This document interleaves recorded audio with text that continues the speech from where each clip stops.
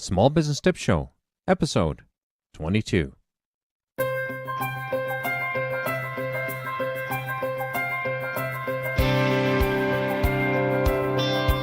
Hi, this is Frank Thomas, Small Business Tip Show. With me, I have Nancy Bover. We're picking up on our series, the New Entrepreneur Series.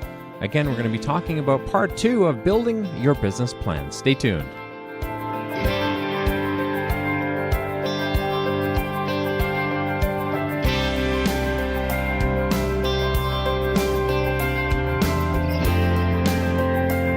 Welcome to part number 2. We're back talking about building your business, and if you're looking to start a small business, this is the show, this is the course for you, because we are been talking about different facets, and this show we're going to be talking about part number 2 on building a business plan. If you haven't listened to part number 1, please step back to the previous show, take the time to listen to it, or some of the concepts and things we're talking about are not going to make any sense to you. Nancy, how are you doing today? Doing great. Glad to be part of the part 2 here, Frank. How are you doing? Oh, absolutely great. Absolutely great.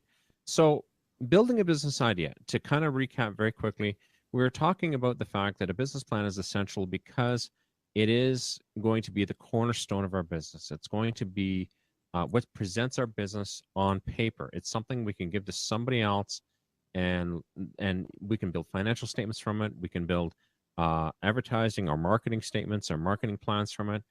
But it's really the cornerstone of our business. Absolutely. It's the foundation from which everything else flows. Mm-hmm. So going forward, one of the things that we have to realize is because it is a foundation, it's very important for us to get as much into that business plan as physically possible. And it could be little things, like little esoteric things, like, what are your support hours? We were talking about that in the last show. And it could also be big things like, what am I selling? What's my core concept of this business? What's my reason for being? But you allow that business plan to evolve and to develop, and you're going to find it's going to really help you out. One of the biggest points or places that's going to help you out is if you know what your business plan stipulates your product. It helps give you an idea of your costs, your needs for your business. It gives you a timeline, and I think the timeline is one of the most important things. Nancy, you were mentioning in the last show about busy work. It is so easy to get caught up on busy work that does nothing to take you forward. It's just shuffling paper on your desk to make you feel that you're busy, but you're really not accomplishing anything. I believe your business plan should be so evolved that it has a timeline attached to it, which makes you accountable. Well, I think, Frank, in the last show as well, we talked about the fact that there are so many resources available to assist you with building out your business plan. I remember when I did my first business plan back online. Of course, my first business plan was with pen and paper, but after that, once we got into the short-term and long-term business goals, figuring out how to do your financial projections, all those kinds of things, and of course the executive summary. Mm-hmm, mm-hmm. Yes, and you can use software. You don't have to use software. Really and truthfully, as we mentioned in the last show, the real critical components are a pen and a piece of paper. Those are your most critical components when it comes to developing a business plan, in my opinion, because it gives you the ability to take technology. I love technology, but sometimes you just got to get it off the table because it's distracting. Sometimes it's problematic. Pen and paper just works. If your pen dies, you always can grab a second pen and continue on. It's very simple. Yeah, there's always the danger that if you're on your computer that you get that little notification about an email and suddenly you're off there watching cat videos, right? Isn't that the truth? Boy, I got too deep into my personal life just now. But and what is important though is that the business plan is going to help you focus and to timeline where you need to be and make your commitments when you need to make them. For example, one of the things that came out of my planning and my business plan as a whole was that I projected my profit earnings that I need to make on a piece of software. And so for my business to be, I consider successful, I wanted a 3 to 4 month window on profits to develop the next product. And that gives me, because I know it takes me about 3 months to get the initial product developed and out the door. And it's going to take time to market it and everything else. So I might have to reproject because I'm discovering it is taking more time to do things. But we need to ensure that our profit margins are strong enough to sustain us when we're building, because it's easy to do really well and all of a sudden have all these profits and then blow them, and then you have a month or so where you don't really make a lot of money because you're between products. You're trying to build new affiliations to sell your product through, new suppliers, et cetera, et cetera, et cetera. Or even you're just developing a whole new piece of your business, and that takes time. Everything takes time, so you have to make sure you think of these things and put them into your timeline. And cat videos are great, but boy, they are time suckers. They, Hmm.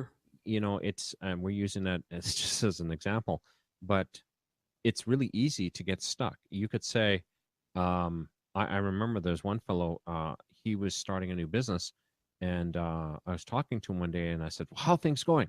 And he goes, I'm not started yet. I go, why not? He says, well, I haven't got my business card yet. I'm waiting for my business card. Yeah. And I'm like, it doesn't matter. It doesn't matter. Get out there and start selling. And if anything, what happens if they ask for a business card? Say to them, when you come back next time to sign the contract, because you didn't sign it the first time, you'll give them a business card then. And you just need to get out there. You need to make it happen. And you cannot let these things hold you back. And if you've got a business plan, you'll know this. You'll see it. You'll see that, having a nice letterhead's great. Having a great website's great. Having all these wonderful things are great, but they're not necessary to the bottom line. They help, but they are not necessary to that bottom line. What's necessary is you get your next step done. Then you get your Hmm. next step done. You continue to walk down that path, and you use your business plan to adjust.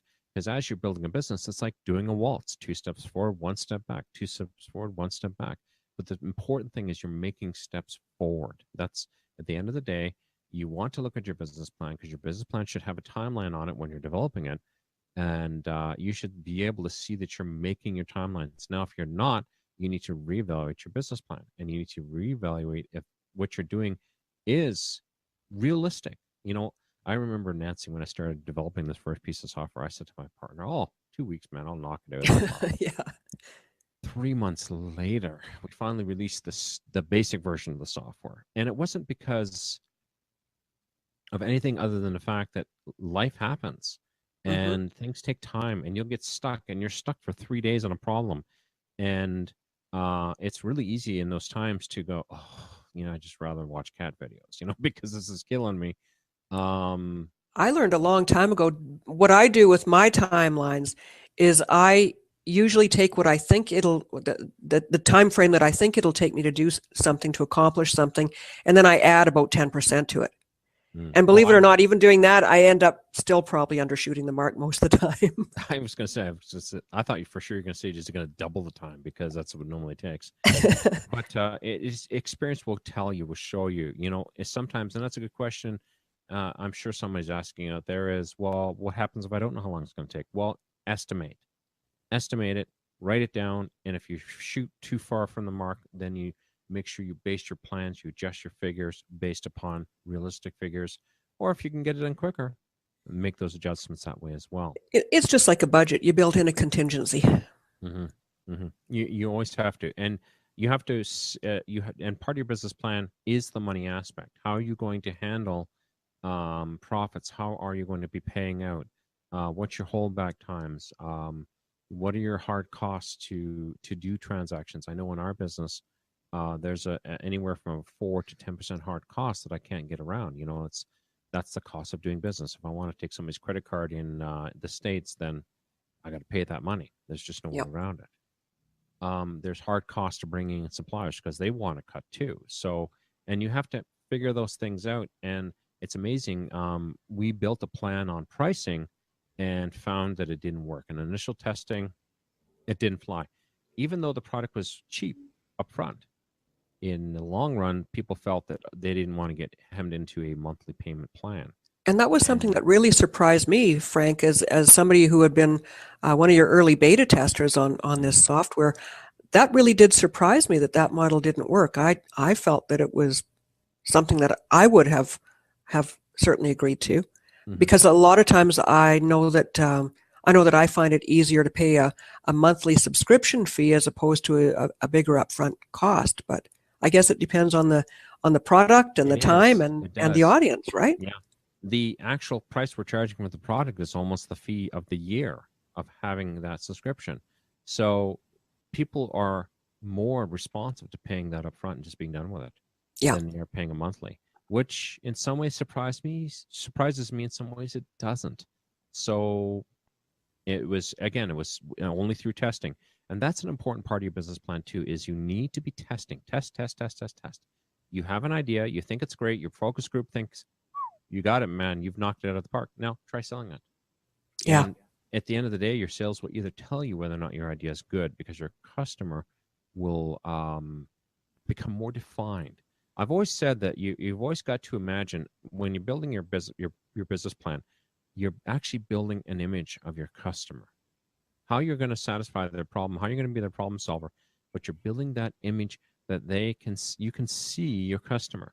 And when you're testing and you're redefining your business plan and redefining your product and how it's priced and how you do your product, etc., what happens is it's like somebody's taking a cloth and they're cleaning that dirty glass so you can see through it better and see your customer better. And it's important to be responsive to that and also to make adjustments in your business plan for that. Frank, Uh, I just wanted to make the point here too about cost and adapting, testing your pricing model, your pricing structure, and adapting it. Be very careful that you're not doing knee-jerk reactions as well out there. mhm. Um, I know that when you did your testing and you're adjusting, it's not like two people came and said, "I'm not going to do this." You tested it over a period of time at, what was it, two or three different price points Yeah, we've before you actually found tried. the sweet spot. So it's not like Joe Blow came to me and he said that he would hire me if I discounted 10%. And then Sally Smith came and she wanted me to give an extra week for free. You don't adapt and adjust for each of those individual cases. What you do is you figure out what the sweet spot is. You've hit the nail on the head, and it's important to do that. And you're right. It took us probably about 2 solid weeks of testing with one affiliate.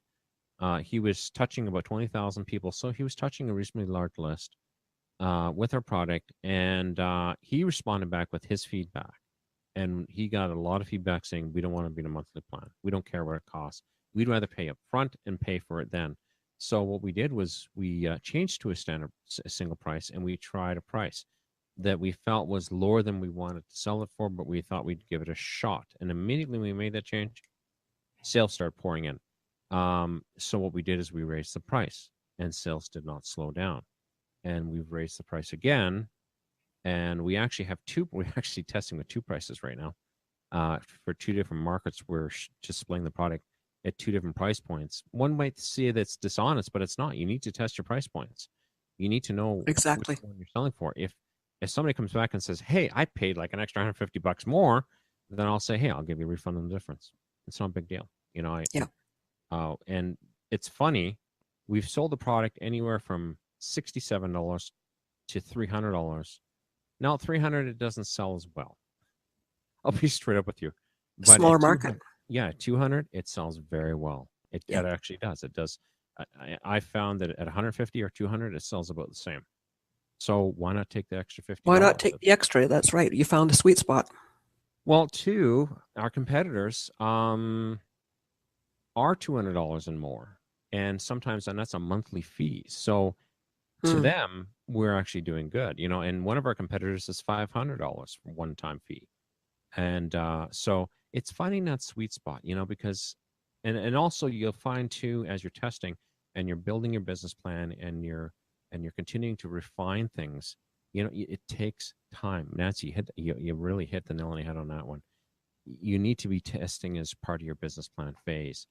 And if you're writing these things down, and you're keeping records, and A, you're going to stay accountable, and B, when you're ready to put out 2.0 or put out a like product, you already have a list of what works and what doesn't work, Yeah. and you know where to start, and you shave months of research time off the docket right away if you write it down, if it's part of your plan.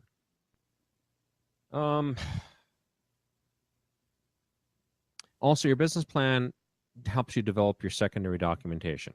We alluded to this in the beginning and in the first show, but it really does. I know, Nancy, you're a marketing person, and you like to, above all else, see.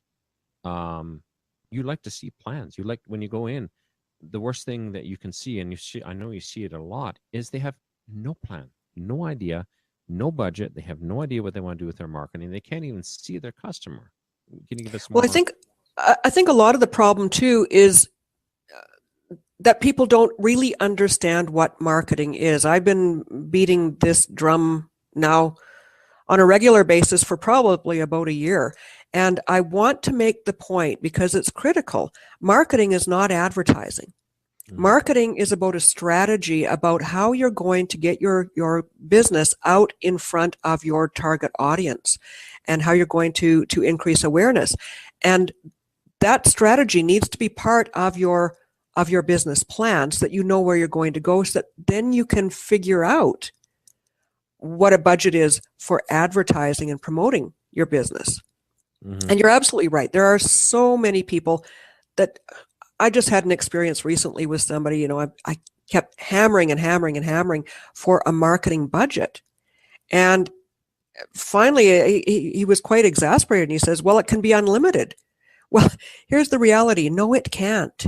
No, it can't. And it's impossible to expect anybody to be able to deliver any good results for your business if you throw the idea out there that there's an unlimited budget, because at the end of the day, no, there's not. And if you give me a $20,000 a month budget for marketing, I can give you a completely different, will give you a completely different plan than if you have $700 a month for a marketing plan. And you have to keep that in mind.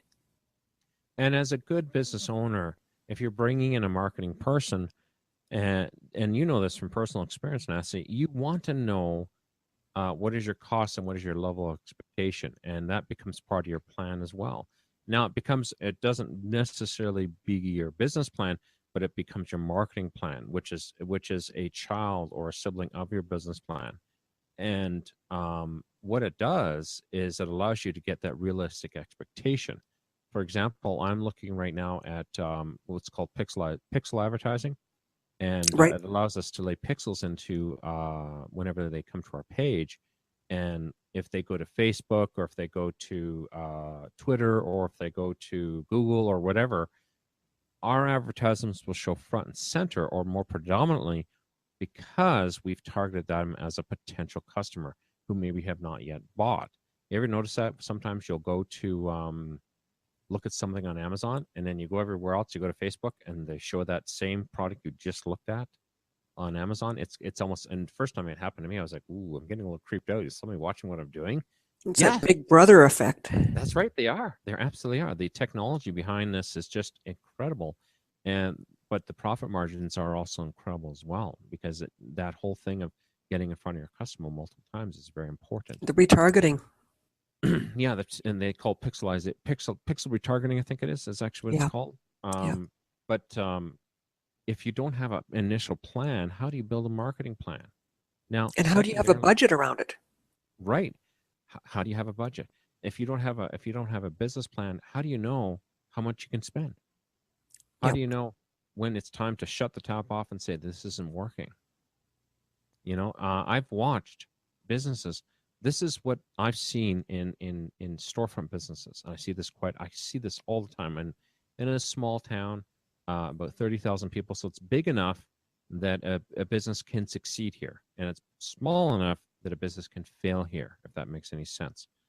And they fail rapidly. And what happens is, I know for somebody to come in to leasehold a store from somebody, to build it out, to do the improvements, to put the stock in, it's anywhere from $100,000 to $1 million investment.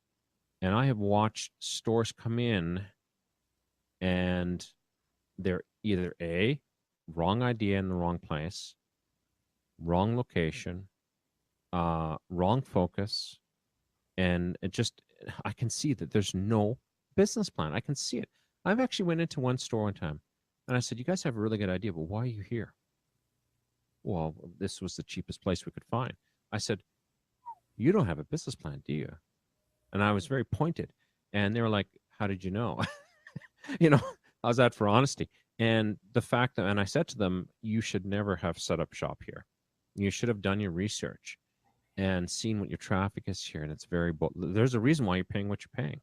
You know, if you were focusing here, if you had a store here, yeah, it's twice the rent, but you have 10 times the foot traffic because you're not renting store space. You're renting people who could come in your door. That's what you're renting." And I've watched these guys come in and go out, come in. There's about a 6-month cycle on these businesses. They last anywhere from 3 months to a year, but 6 months seems to be about that watermark when they run out of money, and then they throw up their hands and go, "Well, it doesn't work." There was a lady who came into town. She set up a laundry store, and it's not that I frequent laundry stores. It stood out in my memory because she was actually a customer of mine. She was having some technical trouble, so I went in and helped her. And I went in and I talked to her. I didn't say anything to her at the time because she was exasperated with technology. But you know what came to my mind, Nancy? Good idea. You have a good idea, and your store's laid out really well. So you've got the store layout that's really good. It looks classy. It doesn't look sleazy. It looks classy, and I'm sure that it would entice women. But your location sucks. It's terrible. Your location, I would never know you're here. No, I Right, would never know you're here if I did. And she was on the main drag, but she was hidden in the back, and you right. never know she's there. And Not I'm the like, signage or whatever to draw attention to her. no, she did not have the signage or anything. She didn't have any attract factors, as I call them. And her store was small enough that it gets lost in the mirror of all the other stores. And she lasted 8 months, and she, Yeah, which is unfortunate because if she had all those other things going for her and she had put into her business plan Mhm. how she was going to promote and get foot traffic to her door, then perhaps that could have been budgeted for and she may have lasted. You know, it's interesting. I've got two examples uh, very recently of a couple of companies. Both of them are mobile apps, and both of them, I won't say either of them have failed as of now, but they're both floundering. Mm. One of them didn't allocate appropriate marketing a marketing budget and a marketing plan. The other one, they just dumped money into the development of the app and built up all kinds of different things.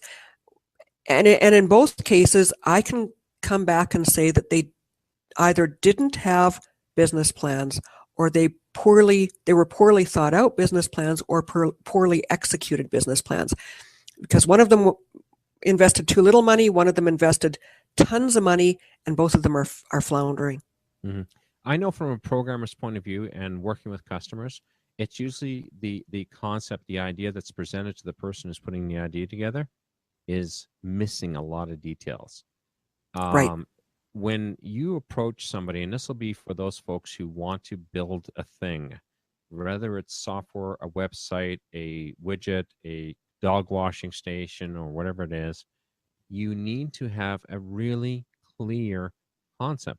And part of your business plan, especially if you're developing software, is where do the buttons go? What do the buttons Mhm. do? Yeah, And you're laughing, but it's true. it It's is. and Those little I know simple I know things. you know it's true because you've been through that.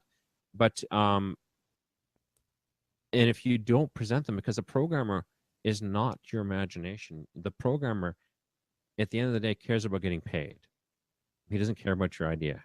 Let me be honest with you. He doesn't care, but he cares about getting paid. He cares about the fact that he's gonna do work for you, and you're going to pay him. You care about the product, and so you have to make sure you put in those stops, those checks in place.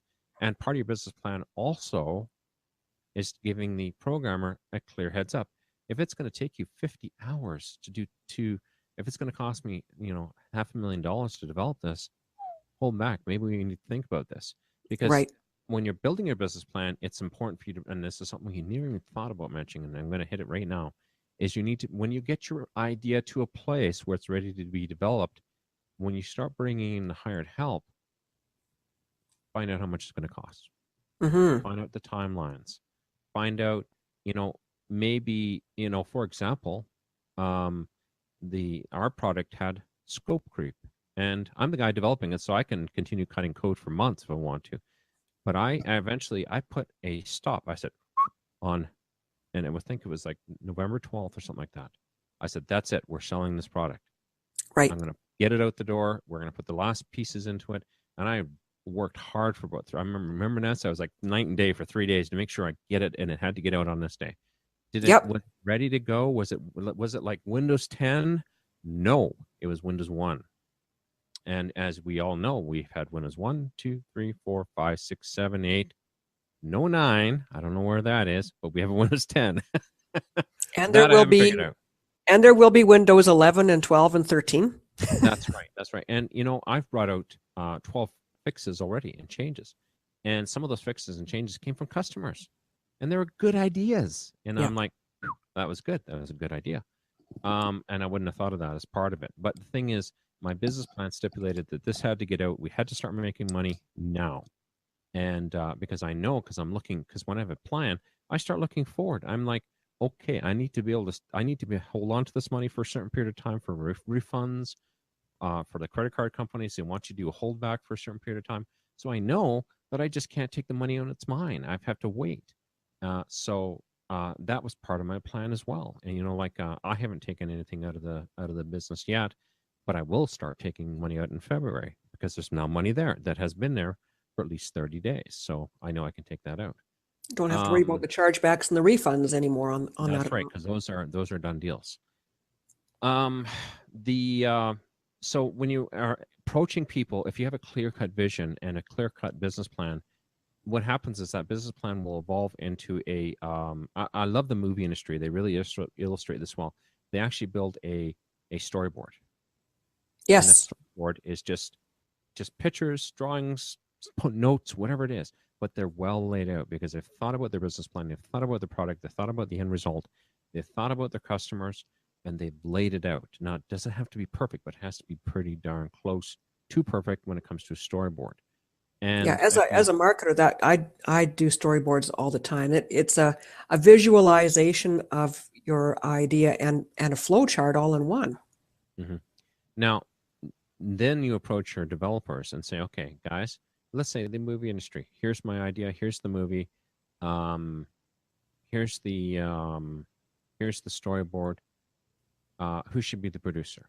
Who should be the director? Who should be the actors? Who can personify these things the best? And then you make those decisions and they get in contact with the people. Now, how much are you going to charge us to do this role? How much are you going to charge us to be the producer? How long is this movie going to take? Who is our market? You know, like, are we going to be marketing it through MGM, or who is it going to be marketed through? And all these things have to be thought out. Now, a movie is a big project. Like, you know, look at Star Wars that just came out, billions of dollars. But you know, your product at hundreds of dollars is just as important, and it has to be that important in your mind's eye.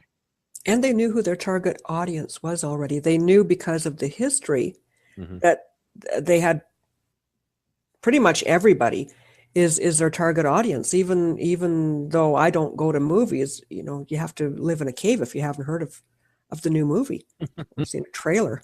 Now you bring an interesting point up, Nancy, is how do you develop a business plan if you're the first person to ever do this? First person to do your idea? Yeah.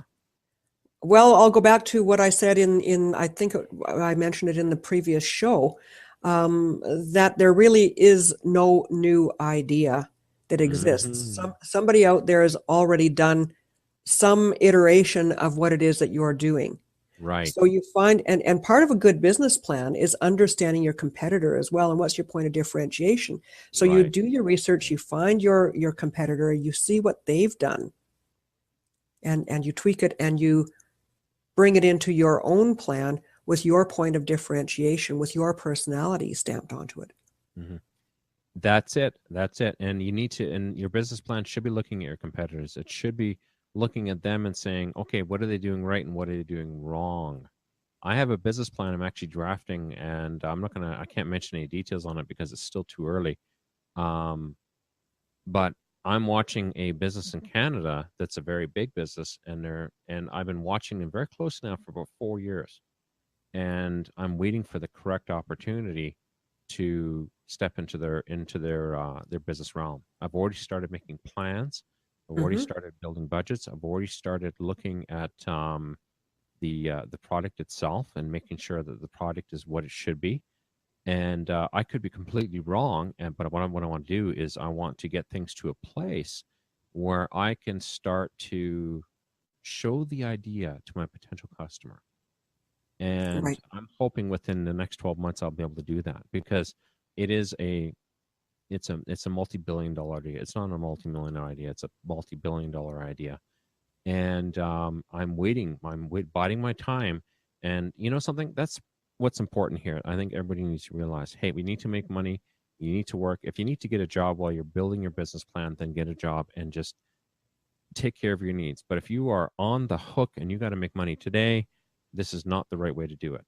I have people approach me all the time. I'm broke and I need to make money. I'm like, I don't have rent at the end of the month, and it's the 27th, and I need to make $5,000 before Friday. And I'm like, well, then you're already way too late. Yeah. Like, go to the bank. Maybe they'll give you a loan.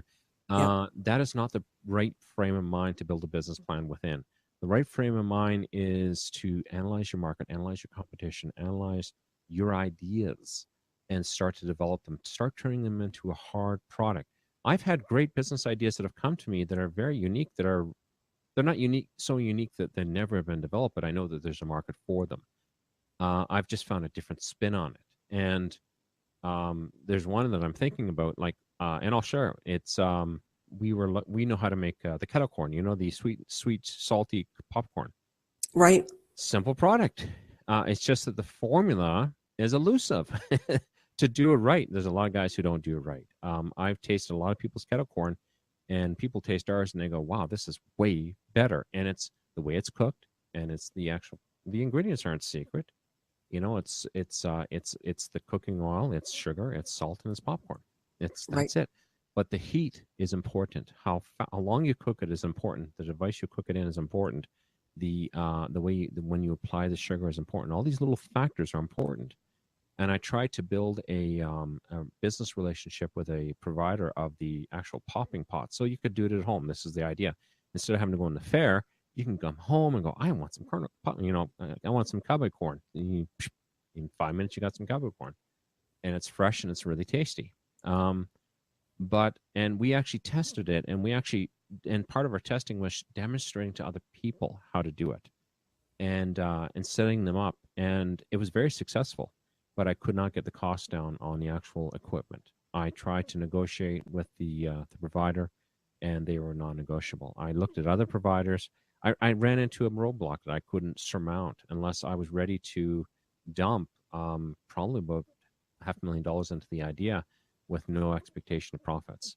And now sometimes you got to take that chance, but I just don't have that risk. I don't have that level of income to do that risk. Maybe tomorrow I will, but not today. Well, and it's important to point out that you actually did test the product out there. You knew there was a need for it, but the other components of the business plan didn't make it viable. No, it's And not that's viable another for reason. me. Yeah, and that's another reason why it's so important to make sure that you do your business plan, because another section that we're going to get into here shortly is about making your hobby your business. One of the things that you should find out through the development of your business plan is, why are you doing this business? Hmm. And sometimes you'll find out that your hobby is best left as a hobby, Hmm. that you Hmm. really don't want to make a business out of it. So that's another important thing, an important element, an important conclusion that can be drawn if you take the time and make the effort to put together a business plan. Right. And these things just evolve. And something, sometimes you have the best idea in the world and it's a great idea and it'll sell, but you just can't put it into action. And your business plan will tell you that.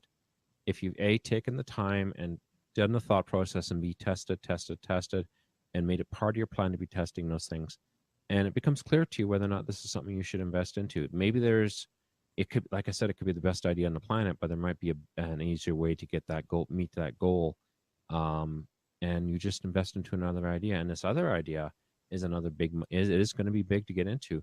But I already, because of my experience in one area, I'm going to kind of transfer that experience into this other area, and take the good things of my competitor and take away the bad things.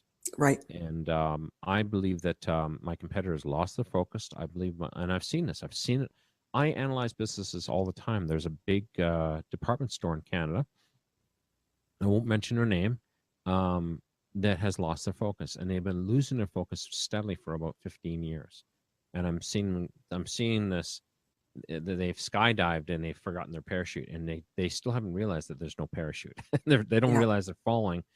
And you see the decline of their business. They've already completely discarded their reasons for being, what made them unique. Now they're just another department store, so there's no uniqueness about them.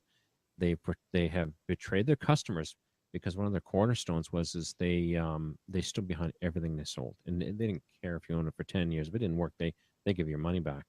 And they were crazy successful in the 70s and 80s. And in the 90s, they started to lose their focus. They started losing their way. And where is my generation and my parents' generation, this is the store we'd go to buy the big things, and like the big appliances, because they stood behind their appliances. Now they don't. Now they Yeah. don't do it very well. And we've gotten burned. And my wife was saying, well, we need to get a new washing machine. I said, well, we're going to go elsewhere, because we're not buying it here again. And Well, and you made a very important point there as well, that it's about, to take that phrase that we're all familiar with, it's about building a better mousetrap, taking what your competitors are doing poorly and doing it better than them, and building out some of your own uniqueness to it. It's your software product that you launched here recently, that you're having some great success with.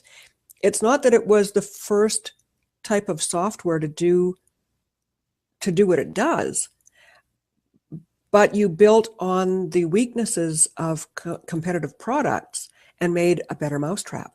Mm-hmm. And that's what it's all about. It's not trying to be completely different than everybody else. It's trying to build, like you said, a better mousetrap. It's trying to make it so it's more humane, it's faster, it's cleaner, it's easier. At the end of the day, people buy a solution if it's easy. If they don't like buying solutions that are difficult, they will if there's no other solution. But the trick to being in that market and staying in it is A, making sure that it's easy to use, and B, you stand behind your darn product, for crying out loud. That Right. you've got to. But we're going to wrap up the session. Any last thoughts on the business plan, Nancy? Yes, do it. Do it. Yes. That's my final thoughts. Just make sure that you do it. If you don't write it down, if you don't start to think through all of the different nuances, the different components that make a business, all you've got is an idea and a dream. Mm-hmm. Very true, Nancy. And also, when you're doing it, really think it through. Really plan for it. Really work through it. Really talk to other people about it. Like you got to do these things. If you don't, you're setting yourself up for failure. There's a phrase in the Bible that says, counsel of many ensures success. And it's very true. So bring people in whom you can trust to test the idea and to bring it into fruition. The solid foundation is critical. You cannot build a foundation for a 3-story or a 4-story building on balsa wood. It's got to be on solid granite. A solid foundation. Or your business will crater. If they said there's 2 things that shows you that brings your business to failure: success and failure. Like one or the other. And if you haven't planned, you will fail, even if you're successful. I remember reading Rich Dad Poor Dad, and they had this wildly successful importing business. And because they didn't have a proper plan, and because they weren't watching the money, because they really didn't understand the processes as well as they should, and they really didn't have a good plan, it imploded. And Yeah. it left him very bitter and sore for a little while, until he realized his mistakes. And when he built his next business, he built it better. He built it on granite. He built it on firm foundation, and like you said, balsa wood. It wasn't on something that was going to be shifting underneath him. Mm-hmm. If you are in the course, and this is beyond the podcast, there is going to be extra resources, which will help you step through a business plan and help you build it. And as well as part of this course, we will work with you on your business plan. Nancy, thank you very much. Lots Thank of you, good Frank. conversation. Yeah, always love being part of this. It's I think it's a good dynamic, and I'm sure I'm sure that we bring great value to the listening audience through our discussions here. I think so too. And now, make sure that if you haven't listened to the other shows, we did start out with a very general show, and we talked about paralysis by analysis right away. And we've had 2 shows on the business plan. Next show, we're going to be talking about turning a hobby into a business. It is a mindset shift. You need to listen to the show as well to take that quantum leap. It's one of the things that made a huge world of difference when somebody pointed it out to me. So stay tuned for the next show. Nancy, thank you very much. Thanks, Frank. Thanks, everybody, for listening in. See you next time. Thank you.